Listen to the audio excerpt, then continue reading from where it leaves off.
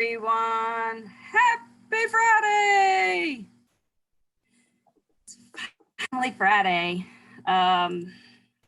Give just a second for everybody to get in the room and we will get started.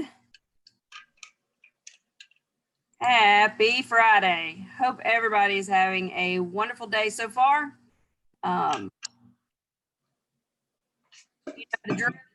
Same morning routine.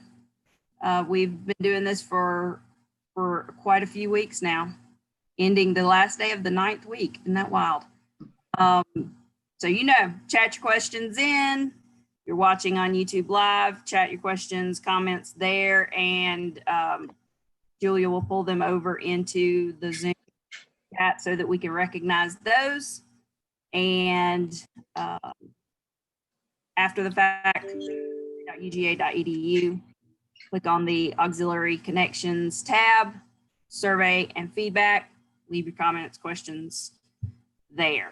First thing we're going to do before we make flan with Jorge, I'm going to share the, we've been talking about the fall ready and getting fall ready, and we have and that starts Monday. Mark it on your calendar, don't forget. Same time, 10 and 2 as of this moment. So that part will stay the same. But I'm going to give you the teaser video that Brett has made for us. So give me 1 second. Share my sound. Right.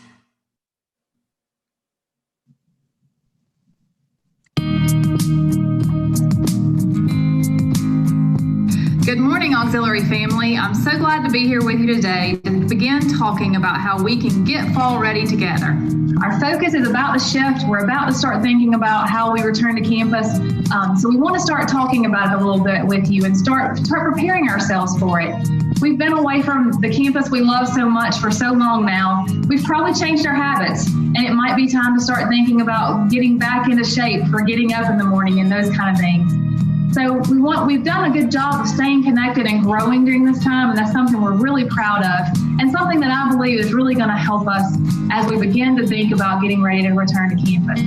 Now, we don't know exactly when that will be or what it might look like.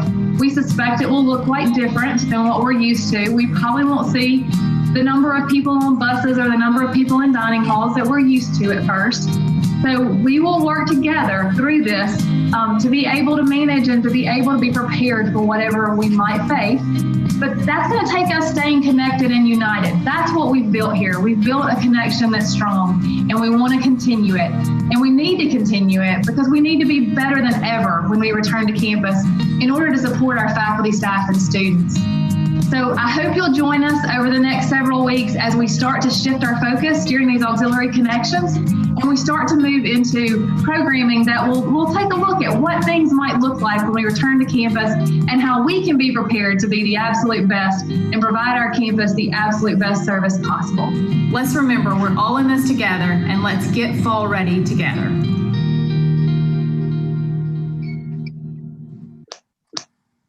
All right. Get fall ready together. Excellent. Okay, so Jorge is going to be teaching us how to make flan this morning. So Jorge, I'm sure I'm saying it wrong. That's okay. I'm the one that burns things when I cook, so you're supposed to expect me to not say it right?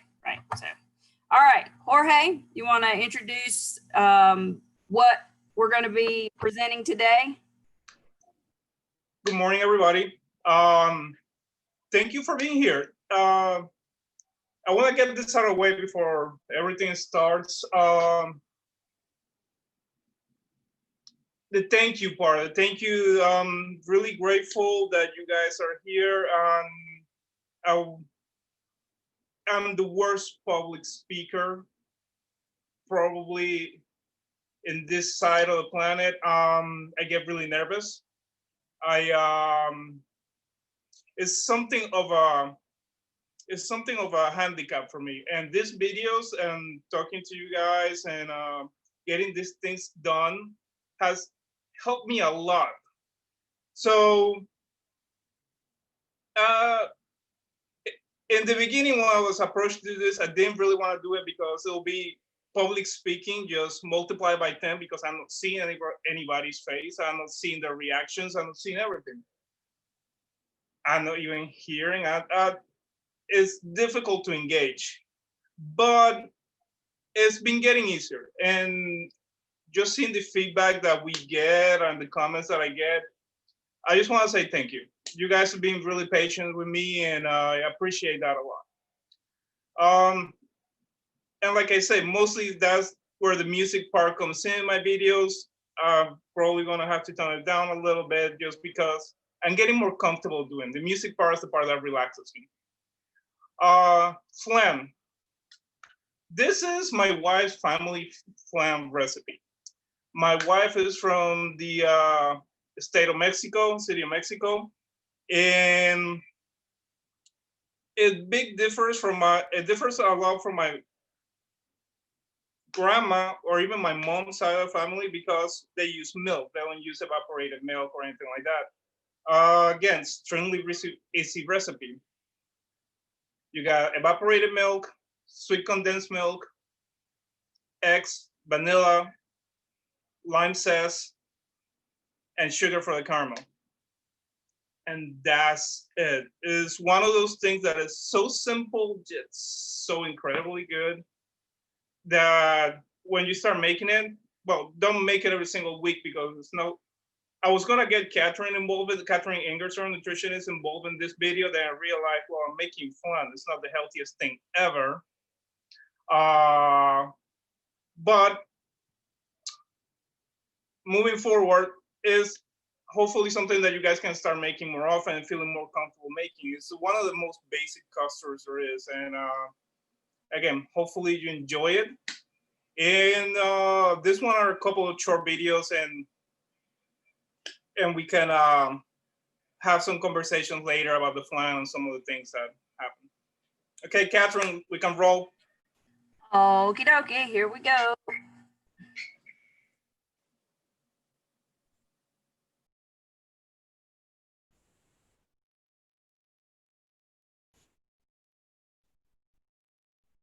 Hello guys, Jorge Noriega, Chef Jorge for dining. Today we're gonna do something that's really dear to us, at least in my household, and I know some Latin households. It's also a flan. This is my wife's family recipe. Kind of tweaked a little bit, but their recipe is extremely easy to follow and really easy, but it's so good. Really few simple ingredients. Vanilla, sweet condensed milk, evaporated milk, eggs, and a little bit of lime zest. So we're gonna start pretty much by just putting all the ingredients in a blender. So today is step one. This is gonna be a kind of 2 or 3 step kind of thing, because what we're gonna do is gonna blend the ingredients with the vanilla bean and lemon zest so they get infused, and we're gonna let it rest overnight. Cold. Everything's cold right now. We're gonna blend it. It's gonna create a little bit of foam, but we're letting it rest so we can pick all the flavors that we want from the vanilla bean and the lemon zest overnight, and the foam and the amount of bubbles reduced, and we get a nice smooth custard. Now, again, in the blender, evaporated milk,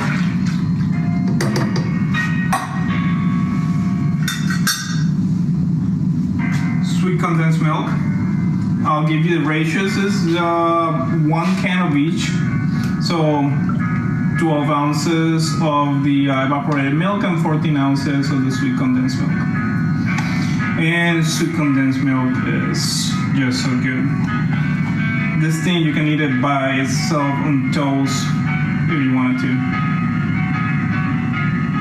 Okay. Try to get as much as you can.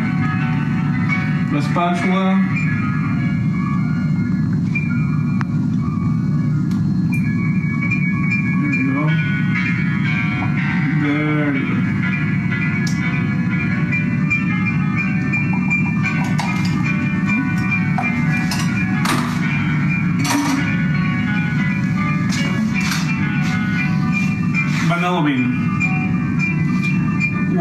Americas, meaning the Americas, the continent of the Americas.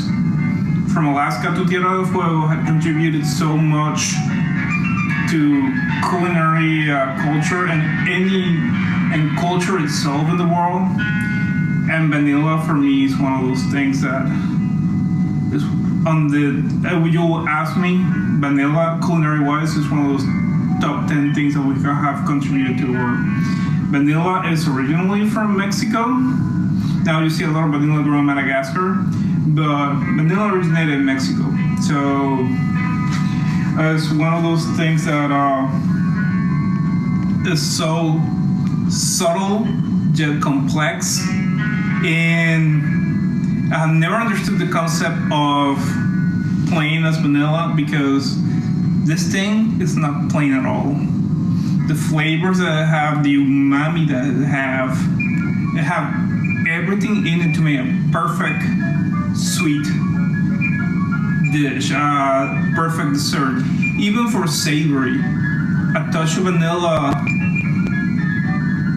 well, restaurant I work with will make foie gras terrine or liver terrine, and we have like a streak of vanilla. And I can explain later on what a streak is. For this one, we're gonna use just a little bit of it. So what you do with the vanilla, I'm not gonna use the whole bean because that will be too much. And yes, it's called bean.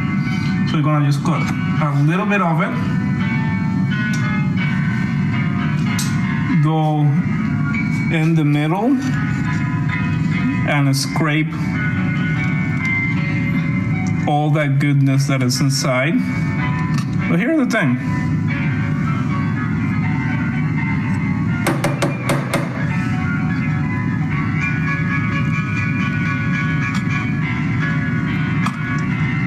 Here's the thing.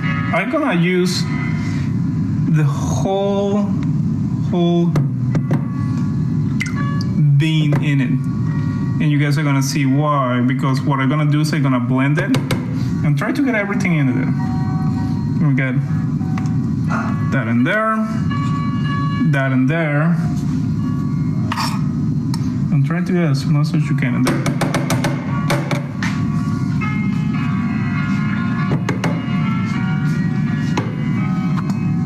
Cool. Lime zest, it's just a touch, not a little bit, and then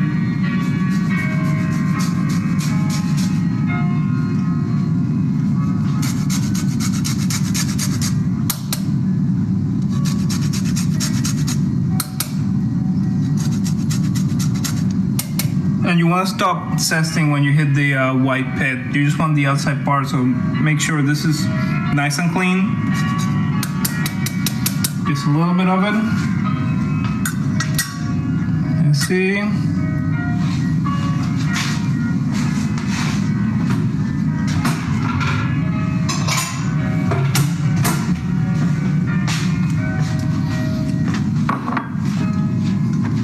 And now the eggs.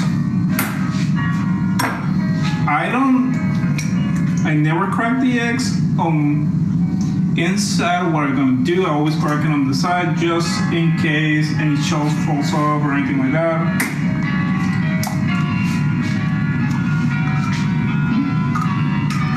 So 2 eggs.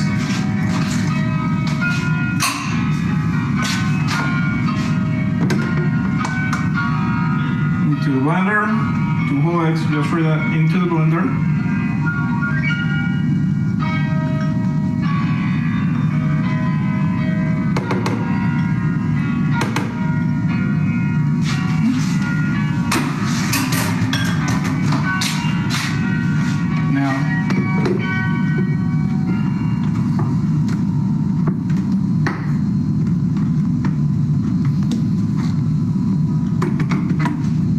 We're just gonna pulse this on low for 10 to 20 seconds.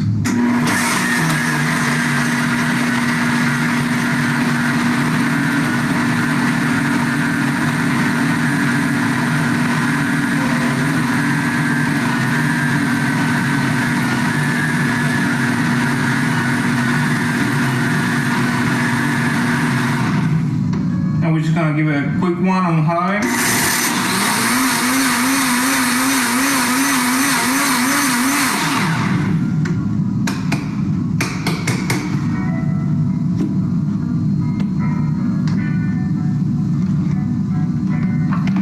As you guys see, we have a lot of bubbles. And again, one of the reasons we're gonna let this rest overnight is so this custard that I'm not gonna cook today picks all the flavors that we have added and the air that we created, and there kind of sort of goes away and we can get a nice and smooth custard. This is just we're gonna let rest in the refrigerator, make sure that it matures correctly, that it takes all the flavor from the vanilla bean, a little bit that we use, that it's all that we needed, and then tomorrow we'll bake it.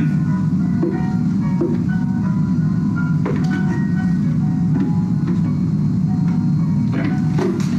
So we'll finish this tomorrow.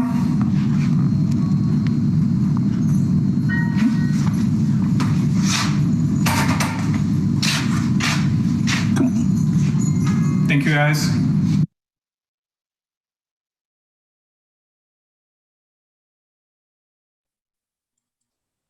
All right, while I flip to the next video,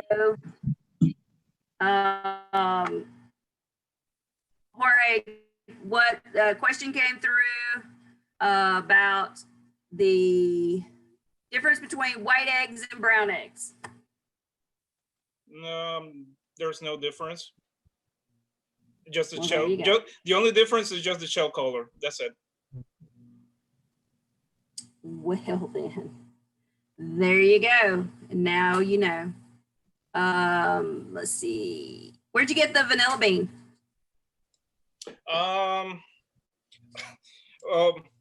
So the approach didn't say this. This was that's been with my mother-in-law before she died. She brought a bunch of them from Mexico. So that vanilla bean it's been curing in my house. It's been with me for the past like five years. Well, it's kind of hard to go through like a half a pound of vanilla beans. Like you pack them nice and tight and no air, and that will last you forever.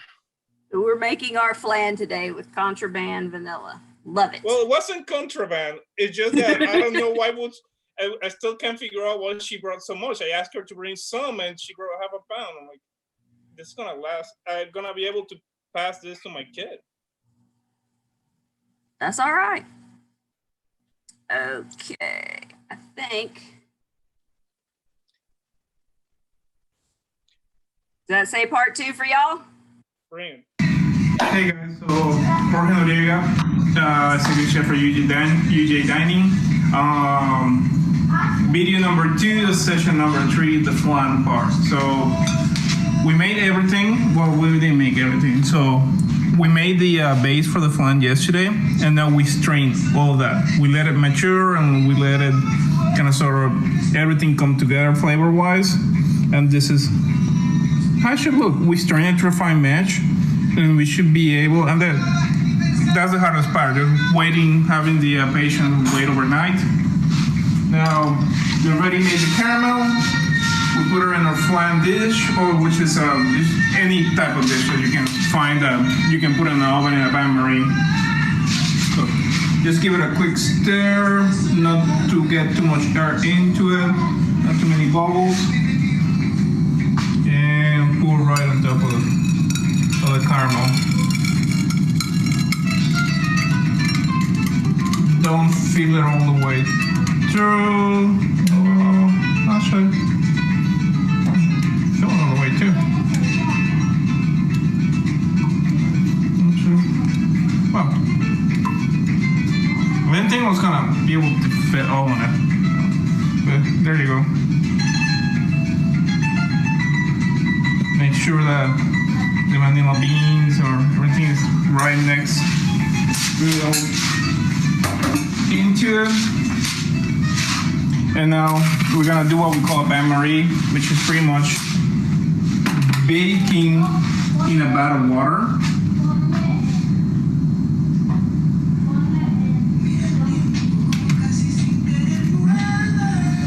We have set up the oven.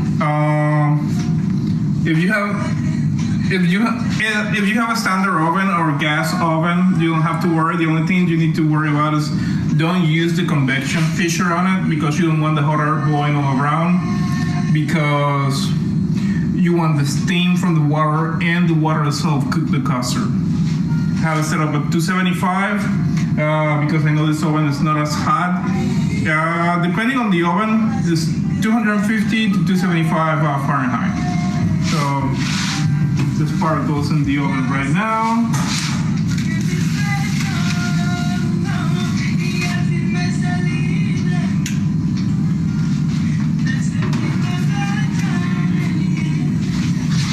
And now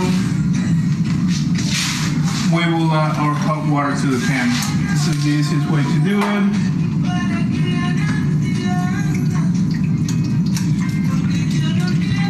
And make sure that you're halfway up the size of the flan pan that you're using, and you're using hot water.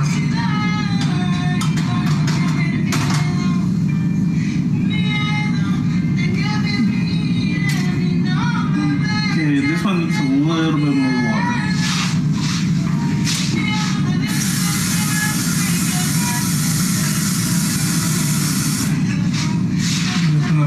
Halfway through.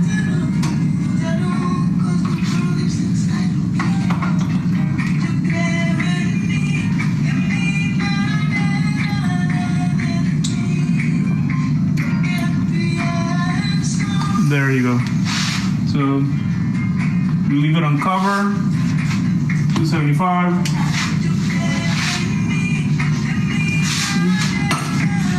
Thank you guys. The next one will be when it's all done. I will show you the end result. Thank you. All right, time out. Where'd the caramel come from?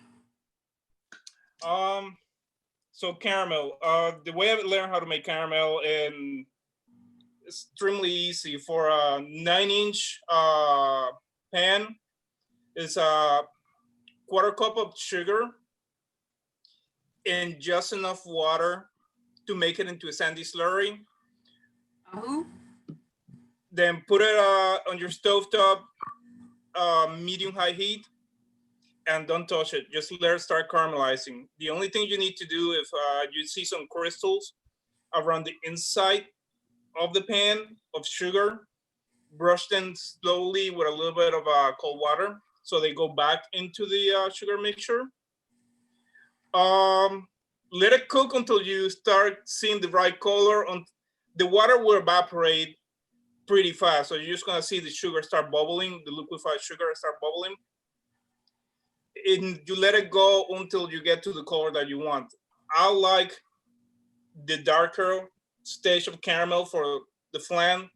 So 360 degrees, 350 to 360 degrees Fahrenheit if you have a candy thermometer. At that point, when you get into that point, you may have some little pieces of sugar that wants to start crystallizing again on the top. The only thing you need to do is move the pan. Slowly move the pan in a circular motion. Don't bring it out of the heat.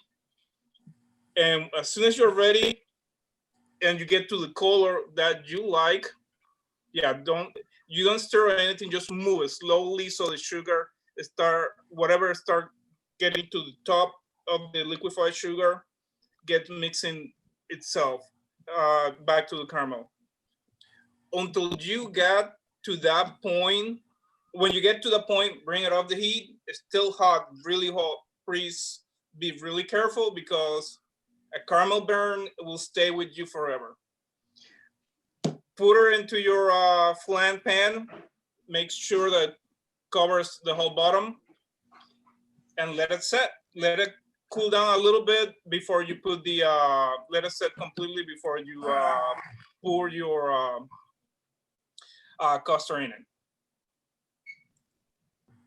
Okay, a flan pan. Sorry, I'm a basset hound under my desk is adding to our session today. Thank you, Paul. For the you can call referring to your flan pan. Is that what if you don't have one of those? Can you use just regular 9-inch glass pie pan? Yes, yes, you can. Here's the thing: anything that you can use that haven't picked any other flavor, Pyrex glass heat resistant oven ready glass pans will work extremely well. Even metal ones, as long as you haven't like scratched anything or they don't have any type of fat or anything, they also will work. Okay. Buddy referred to it as candied napalm. Okay. Yes. Think I got video 3 ready. You guys let me know if you see video. Do you see part 3? Not yet. There we go. Part 3. Yay! Hey guys, so Jorge Noriega, again, executive chef for dining. Video 3 of session 3 flan. So we cook the flan, Bain Marie. The easiest way, don't bring everything out, just bring the actual flan out. You can let the sheet pan or whatever you use for the Bain Marie inside the oven until it cools down. Don't worry about hot water, it will cool down there. Safer and easier to get out. Thing about flan and most custards is almost like a jello consistency. You just tap it and you see how it jiggles. It means it's done. It have reached the proper temperature and it'll cook the way I have to cook. We're gonna wait to mold it. We're gonna let it cool down for a little bit of room temperature, probably for 5-10 more minutes, and then we're gonna put it in the refrigerator to cool down more until we can mold it tonight. Thank you.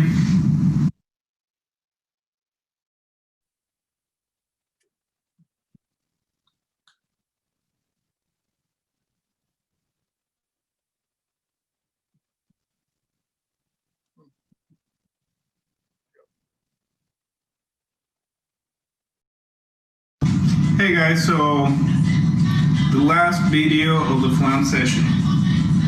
I didn't mold it because I don't have a round container to hold it, so I left it in the 9-inch Pyrex. But if you were to mold it, it should look like this. The caramel, and you see how smooth the flan actually is, the custard is. That's how it should look. If we were in a restaurant, I'll probably do a little bit more things to it, but I like clean presentation. Flan is the custard and the caramel, and this is how it looks. Save all that caramel because you can drizzle it for the rest of your flan, for the rest of the family. And you see the smooth, you see the vanilla speckles, you see how it's a little bit inside of the flan. Well guys, again, thank you. Thank you for letting me share this with you, and have a great day. Bye.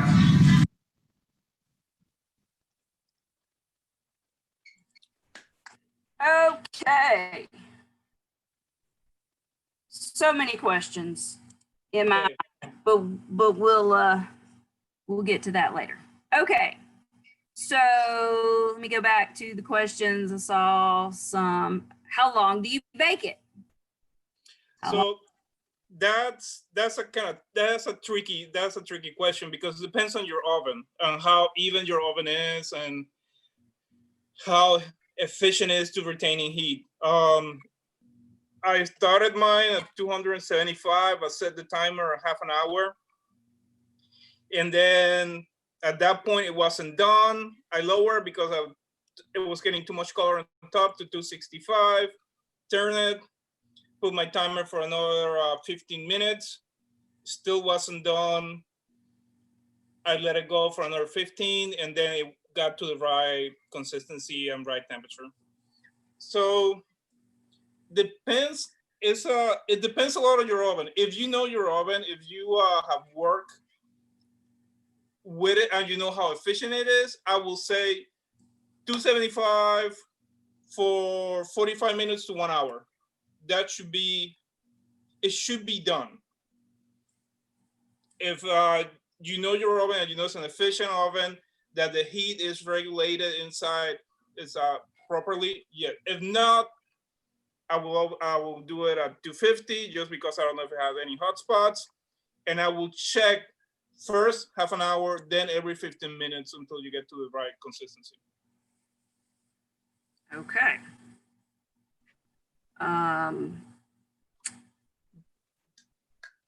Sir, a buddy wrote in here, serve inverted. Yes, that's what I did.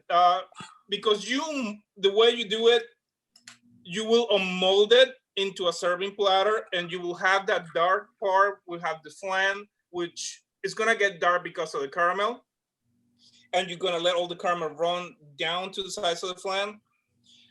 But I didn't have a platter big enough for me to invert it completely.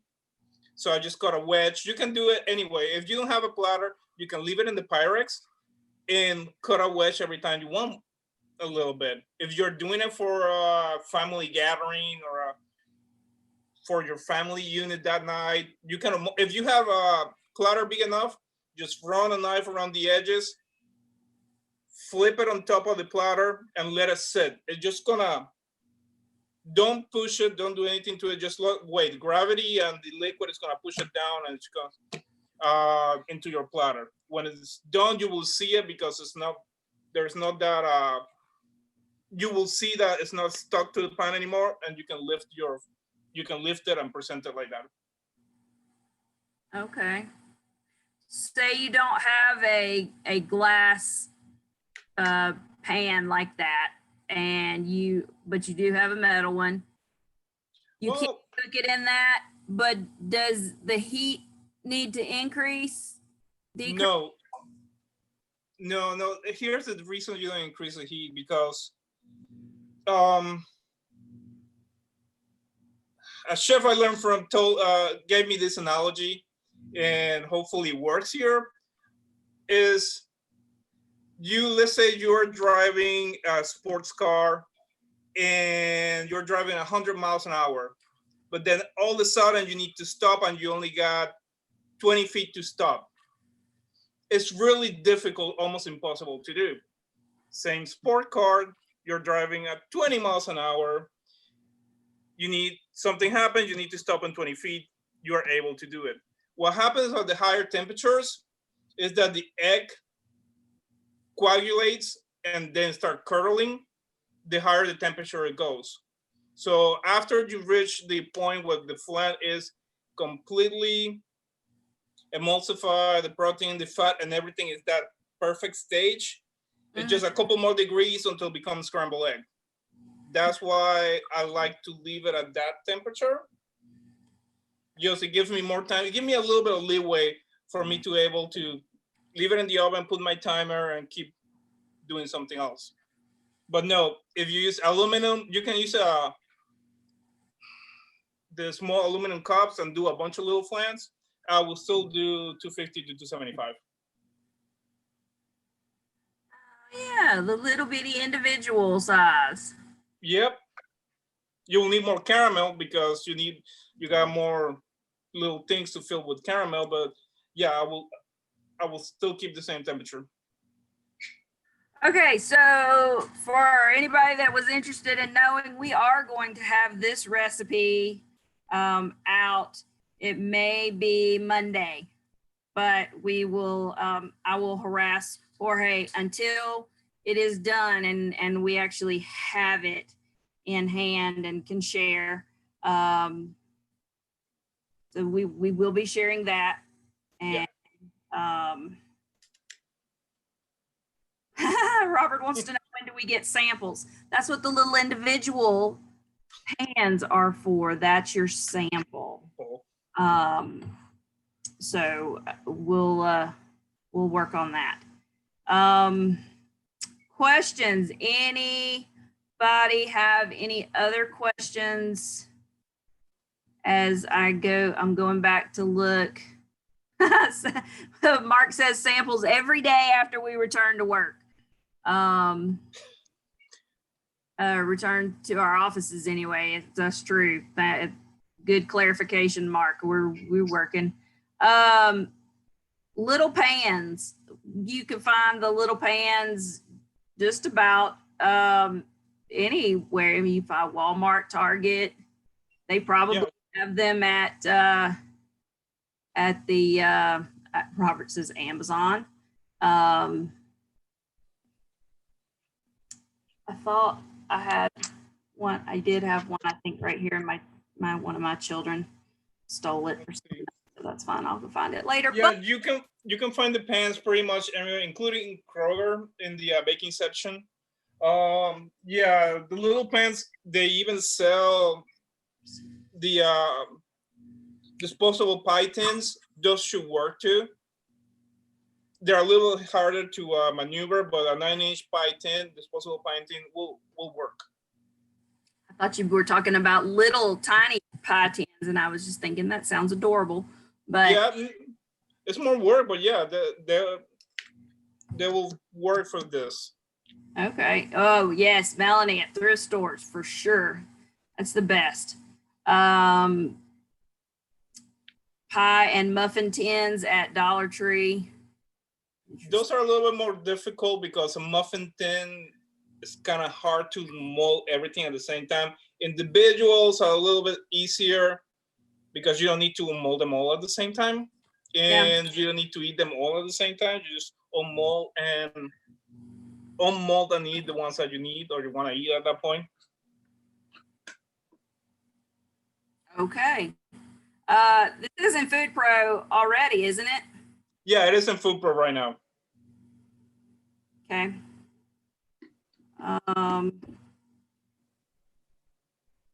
Dion put what they're actually the little dishes are called, and I know I'm gonna butcher the name. So is it ramekins? Ramekin. Yeah, you can. That's the thing. You can use anything that will hold the custard and is heat resistant. You can use ceramic ramekins. You can use glass ramekins. You can use disposable ones. Anything that will hold the custard and you are able to put in an oven.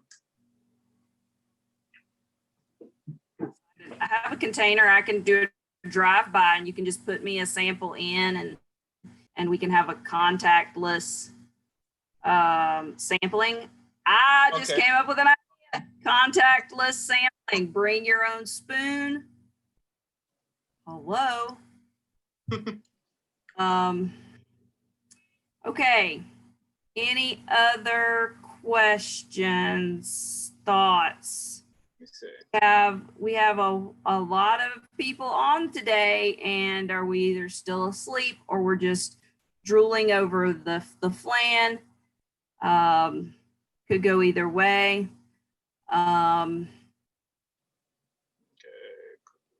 Okay, let me see some of the comments now that I actually made time for yeah. That's a good one. We'll have to you tried to sneak that caramel business in there on us. You didn't.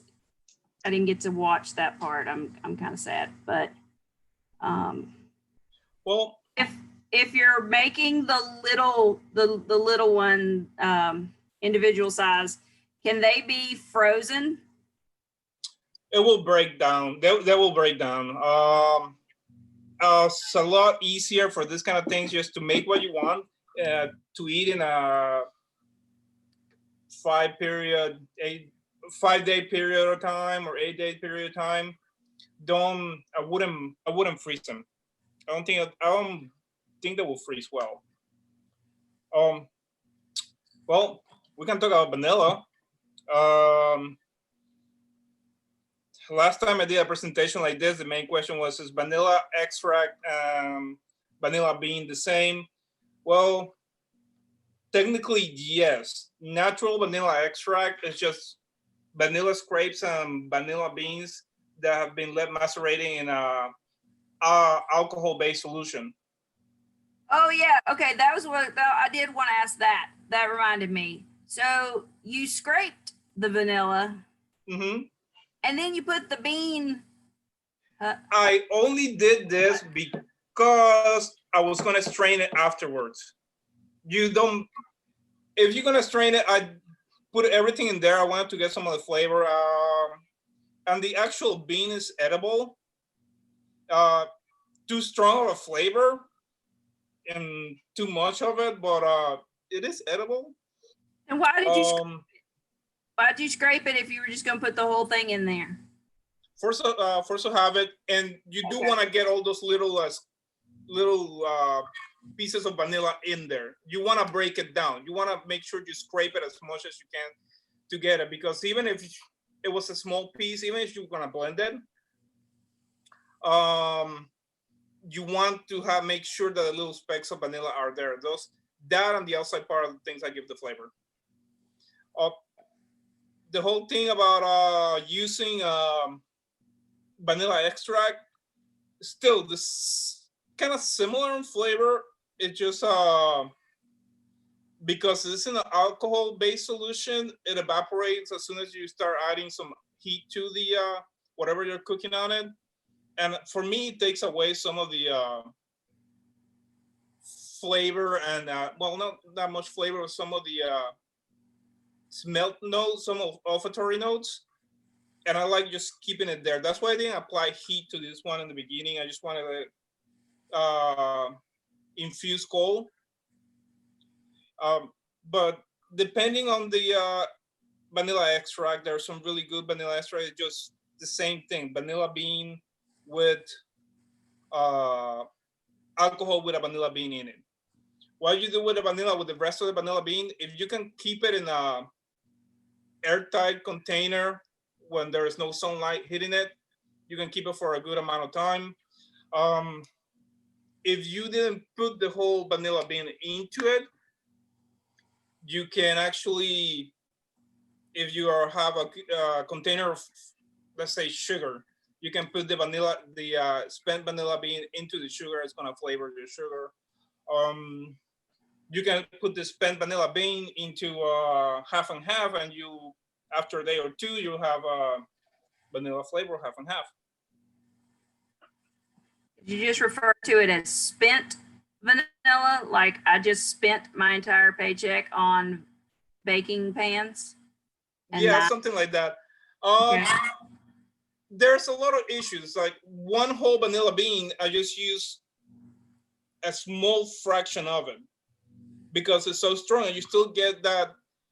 That's the thing, when you use fresh vanilla bean, the flavor is a little bit more subtle, but it lasts longer when you're eating. It doesn't just evaporate really fast. It's just subtle, and it remains inside when you're eating it. You keep feeling it. Every single bite is new. It's different. Can you get vanilla bean, the actual beans? Can you get those from just the regular grocery store? Or do you have to go to one of the Trader Joe's specialty type stores to get? No, I believe you can get it from. You gotta get kind of lucky, but I think Kroger has it. Walmart has them. They sell it by the each, which makes them kind of expensive. But then again, it's a good investment because one vanilla bean, you can do a lot of things out of one vanilla bean. Even after you have use the whole bean, completely scrape out everything, and use it for custards, using for flavoring things. That whatever you have, that husk of the bean, again, you can put it in sugar. You can dry it, slow dry it in the oven, grind it, and that mix it with sugar or something, some type of carrier. It could be sugar. You can even put it in flour, and you have that vanilla flavor. Okay. Why does the vanilla extracts taste different coming from different countries? Melanie has vanilla from Haiti, and it tastes really different from what you get in the US. Well, all vanilla beans are descended from the ones from one species, and that species is found in Mexico. So, that species is originally from Mexico. So after everybody learning how to hand pollinate, well, I believe it was the French that learned it. French, I think it was a French lady in Dominica or one of the Caribbean islands, learned how to hand pollinate the vanilla, the orchid to create the pods, then expanded to everything in the same parallel, I believe. So that's why, but after they migrated from Mexico, they took on their terroir. They took on from same climate, but different land. And that kind of is impacted a little bit on the flavor. Also, the species mutated to be able to be settled. So they have, yes, there's a little variance on the flavors of each one. But all similar, they're gonna have the same undertone of what is vanilla. Madagascar and Mexican vanilla, you could say that Madagascar is a little bit more pungent, but Mexican vanilla is a little bit more fruity. More of those like dry fruit tones that Madagascar has. So yeah, that's why you will find some different variations in flavor and undertones. Interesting. Let's see. Richard wants to know, can you make flan with bourbon in the caramel mixture? It's gonna evaporate. The best way, so baking stuff with alcohol is always kind of hard because alcohol tend to is an anticoagulant. So if you're doing a custard, you probably want to get rid of as much as you can of the alcohol. So maybe just get your bourbon flambé for a little bit so you get rid of some of the alcohol and mix it into the custard batter. I wouldn't do it into the caramel because this is not a caramel sauce, it's just caramel. And a different twist on that answer would be, yes, you can. You put it in a small glass, set it beside you while you're making your flan, and then you've made flan with bourbon.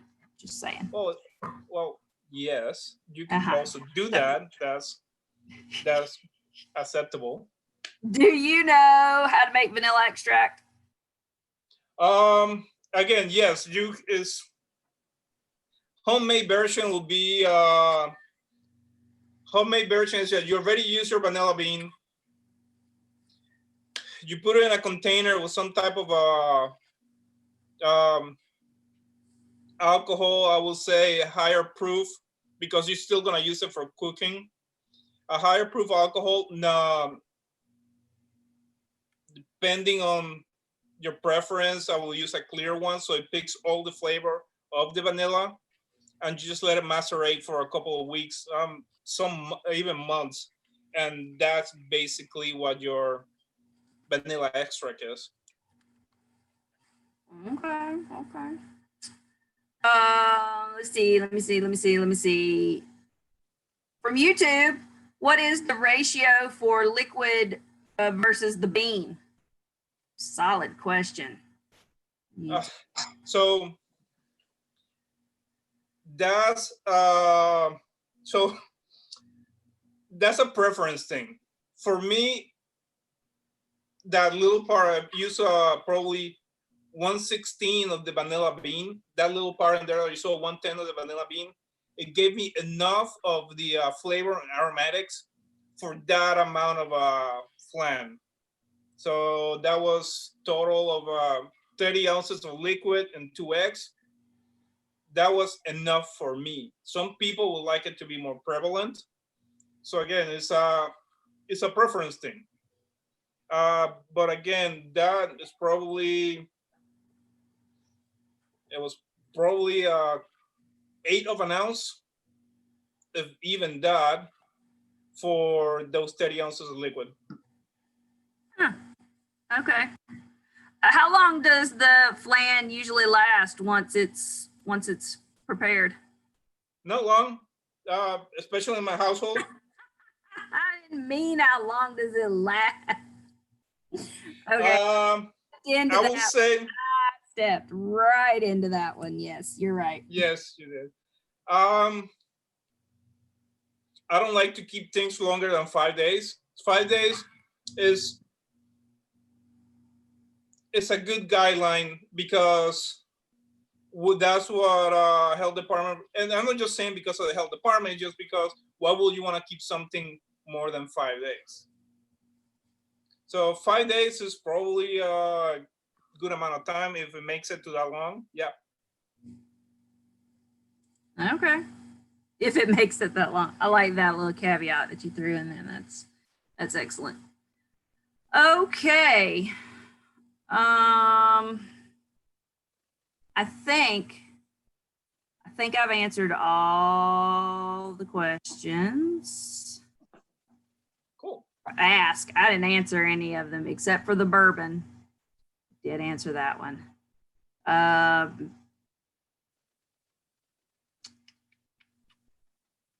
Yep, I think we did. Okay.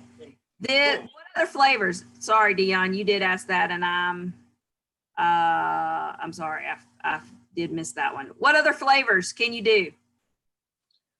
Everything that you can macerate overnight, meaning you can do cinnamon, any type of citrus zest you can do. Most of the spices. I saw one of the comments, vanilla and black peppercorns for steak. You can do vanilla black peppercorns for a flan. You can do the vanilla and a black peppercorn caramel. You can infuse the flan with pink peppercorns and vanilla, and that's extremely tasty. Pretty much anything that you can macerate milk, that you can put in milk that won't curdle it, it will work.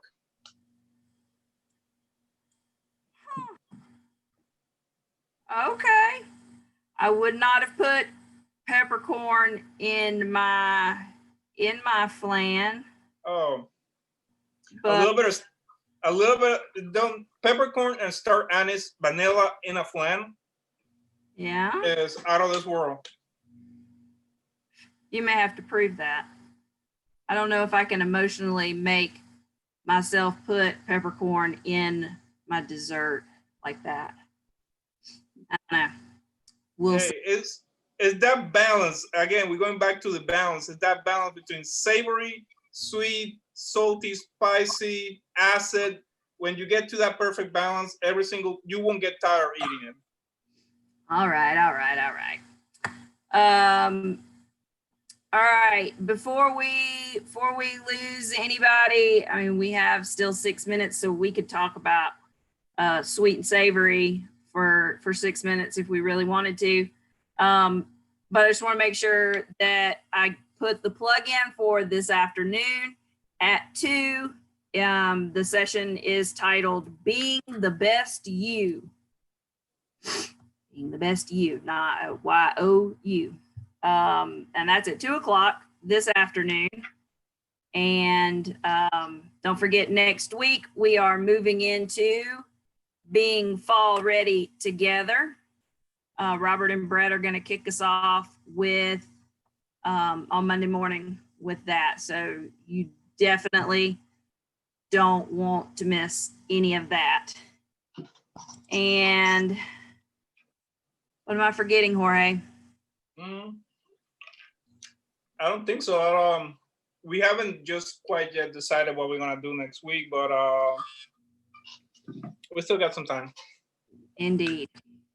All right. So we are going to wrap up then, since we don't have any more questions, and let you have 5 minutes of your morning back. You'll make up for the days that we go over, or that we have gone over in the last 9 weeks. So it'll be okay. Look forward to seeing everybody this afternoon, and especially again on Monday morning. Have a great, restful, safe weekend. And thank you, Jorge, Thank you, guys. for the cooking help today. And we'll see everybody soon. See you guys. Have a good weekend. Yeah.